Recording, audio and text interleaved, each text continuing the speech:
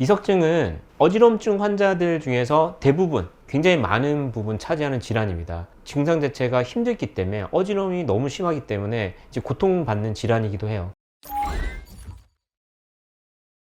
안녕하세요. 삼성 브레인 신경과 이원구라고 합니다. 오늘은 어지럼증 대표적인 질환인 이석증에 대해서 한번 알아보도록 하겠습니다. 흔히 일반인들이 달팽이관에 문제가 생긴 거 아닐까요? 라고 얘기를 하는데 엄밀히 얘기하면 달팽이관은 아니고요. 어지럼증 기관이 우리가 전정기관, 평형기관이라고 하는 데가 있는데 그 평형기관에 제자리를 잡고 있어야 될 이석이 어떠한 이유인지 모르겠지만 그 이석이 떨어져 나와서 세방고리관, 방고리관에 우리가 빠지게 되면서 체위로 인해서 생기는 심한 어지럼증을 이석증이라고 얘기하고 있습니다.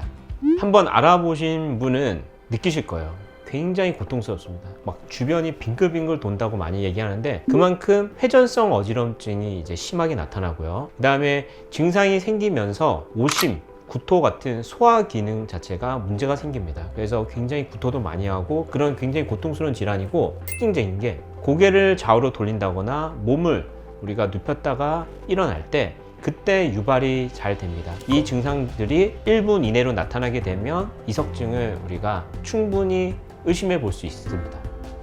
이석증을 이제 진단하는 데 있어서 제일 중요한 거는 우리가 이석증이라면 말초성 어지럼증이에요. 근데 중추성 어지럼증, 흔히 예를 들면 뇌졸중, 뇌종양, 우리가 청신경종양 같이 뇌 안쪽에 문제가 생겨서 생기는 어지럼증, 이걸 우리가 중추성 어지럼증이라고 그러는데 이걸 처음에 무조건 감별을 해야 됩니다. 그래서 그러기 위해서는 정확한 병력 청취도 중요하겠지만 신경학적 진찰을 굉장히 면밀히 잘 해야 돼요. 그래서 이걸 통해 가지고 우리가 중추성 어지럼증이 의심이 된다 그러면 반드시 뇌 영상 검사를 합니다. 뇌 영상 검사를 했을 때 큰 문제가 없다 그러면 그 다음으로 이제 이석증에 관련된 그런 증상들을 가지고 우리가 의심하게 되고, 그걸 확인하기 위해서 우리가 비디오 안진 검사라는 걸 하게 됩니다. 그걸 통하면 우리가 어지럼증의 그런 패턴, 우리가 눈떨림이가 안진이라고 있는데 그 안진을 보고 이석증이라고 우리가 진단을 할 수가 있게 되는 것입니다.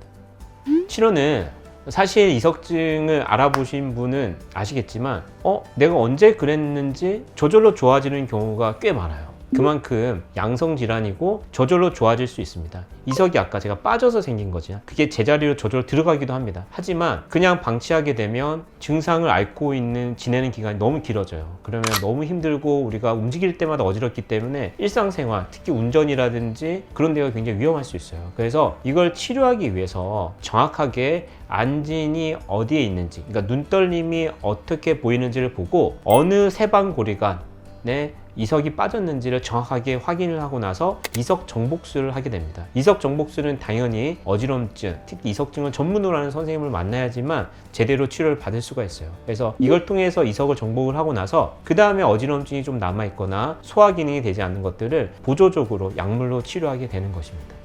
물론 저도 이석증을 전문으로 보고 있고요. 실제로 이석증을 제대로 이제 정복을 해서 치료하는 의사입니다. 그래서 그만큼 전문적으로 우리가 경력이 있는 분을 만나시는 게 맞습니다.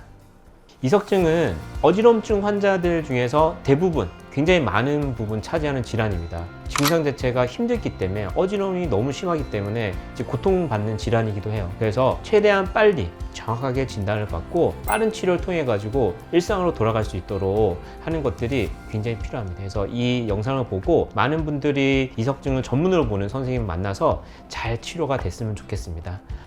지금까지 삼성 브레인 신경과 이원구였습니다.